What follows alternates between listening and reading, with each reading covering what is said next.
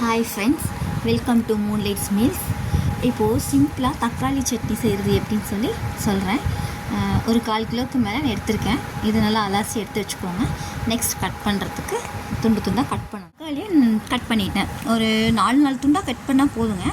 இது வணக்கிறது தான், ஸோ ஈஸியாக இருக்கும். சட்னி செய்கிறதுக்கு வணக்கிறதுக்காக வெங்காயம், கடலைப்பருப்பு, கருவேப்பிலை, உப்பு, மிளகாய் தேவையான அளவு எடுத்துக்கோங்க. இதை அனைத்தும் இப்போ வணக்க போகிறேன். கடாய் எடுத்துக்கோங்க. லைட்டாக ஆயில் போட்டுக்கலாம். ஆயில் லைட்டாக சூடானோடனே கடலைப்பருப்பை ஆட் பண்ணிக்கலாம்.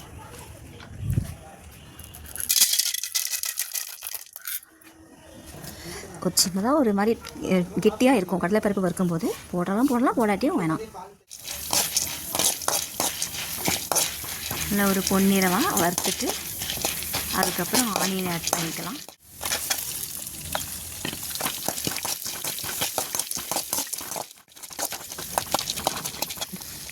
உப்பையும் ஆட் பண்ணிக்கலாம். வெங்காயம் பச்சை வாசனை அடங்கினோன்னா அதுக்குரிய கருவேப்பிலையும் ஆட் பண்ணிக்கலாம். அது கொஞ்சம் நல்லா வறுபட்டதுக்கப்புறம் தக்காளி ஆட் பண்ணணும். தக்காளியும் அதில் ஆட் பண்ணலாம். இதையும் நல்லா வதங்குற வரைக்கும் ஆயிலில் வதக்கி விடுங்க. நல்லா வதங்கிடுச்சுங்க. இது நல்லா ஆற விட்டதுக்கப்புறம் மிக்சியில் அரைச்சிட்டு தாளிச்சா போதும். இப்போ மிக்சியில் ஆட் பண்ணியிருக்கேன். அரைச்சாச்சு. இப்போது அதை தாளிக்கிறதுக்காக ஆயில் ஆட் பண்ணியிருக்கேன். கடுகு உள்ளே போட்டிருக்கேன். கடுகு பொரிஞ்ச உடனே கடலைப்பருப்பு ஆட் பண்ணிக்கலாம். ஆட் பண்ணிக்கலாம்.